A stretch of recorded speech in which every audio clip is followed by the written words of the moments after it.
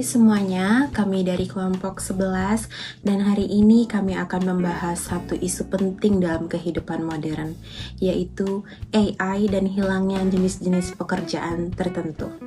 Perkembangan artificial intelligence atau AI memang luar biasa. Tapi di balik semua kemajuan ini, ada kekhawatiran bahwa banyak pekerjaan manusia akan digantikan oleh mesin. Berdasarkan berita dari kompas.com dan Antara News, pemerintah Indonesia menyatakan bahwa pekerjaan di sektor administrasi dan pelayanan beresiko besar tergantikan oleh AI. Bahkan 85 juta pekerjaan secara global diperkirakan akan hilang pada tahun 2025 menurut World Economic Forum. Sumber-sumber berita ini berasal dari portal resmi dan terpercaya. Jadi informasinya bisa dipertanggungjawabkan secara akademis. Nah, sekarang kita masuk ke analisisnya. Secara rasional, kita bisa melihat hubungan logis antara AI dan pekerjaan. Semakin canggih AI, semakin banyak pekerjaan yang bisa dilakukan oleh mesin. Misalnya, kasir digantikan mesin self-checkout, customer service digantikan oleh chatbot. Secara empiris, kita juga bisa melihat buktinya di lapangan. Beberapa toko besar di Indonesia sudah mulai menggunakan mesin otomatis. Jadi, analisis ini punya dasar fakta dan pengamatan yang kuat, bukan hanya cuma asumsi. Dari hasil analisa tadi, kita bisa mulai mengevaluasi. Memang benar AI bisa membuat kita kehilangan pekerjaan, terutama yang sifatnya berulang. Tapi di sisi lain, AI juga menciptakan peluang kerja baru, seperti data analis, AI developer, dan lainnya. Masalahnya bukan di teknologinya, tapi di kesiapan kita sebagai manusia untuk beradaptasi. Pemerintah dan institusi pendidikan punya peran besar dalam membantu masyarakat beralih ke skill baru di era AI.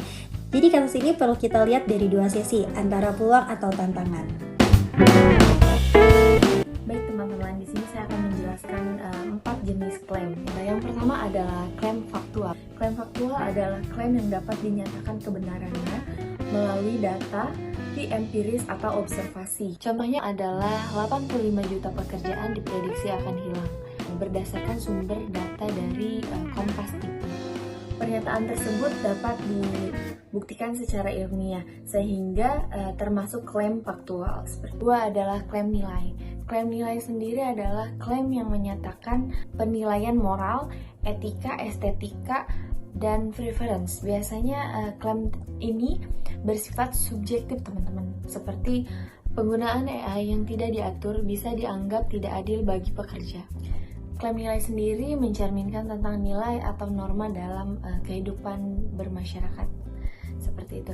Tidak bisa dibuktikan secara ilmiah teman-teman, tapi klaim ini dapat diterima berdasarkan norma sosial dan norma keyakinan. Yang ketiga adalah klaim subjektif.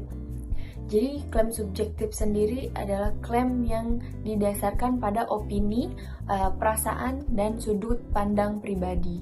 Menurut saya pribadi, penggunaan AI justru malah lebih merugikan pekerja dibandingkan dengan keuntungannya. Tapi teman-teman, klaim tersebut tidak bisa diuji kebenarannya. Mengapa?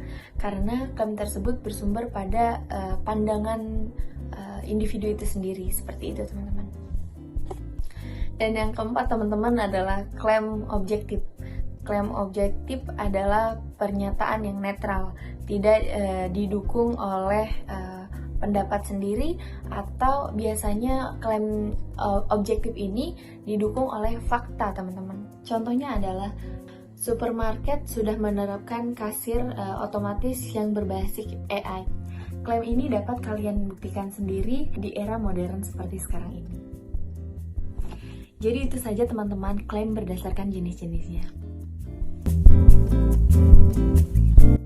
Sekarang kita bahas argumennya ya. Berdasarkan argumen utama, AI semakin banyak menggantikan pekerjaan manusia, terutama yang bersifat repetitif. Hal ini memicu banyak kekhawatiran akan meningkatnya jumlah pengangguran. Namun ada juga nih counter argumen yang perlu dipertimbangkan. AI dapat menciptakan lapangan pekerjaan baru di bidang teknologi, edukasi, maupun industri kreatif.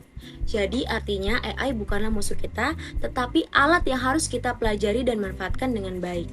Kuncinya ada pada adaptasi dan pelatihan ulang.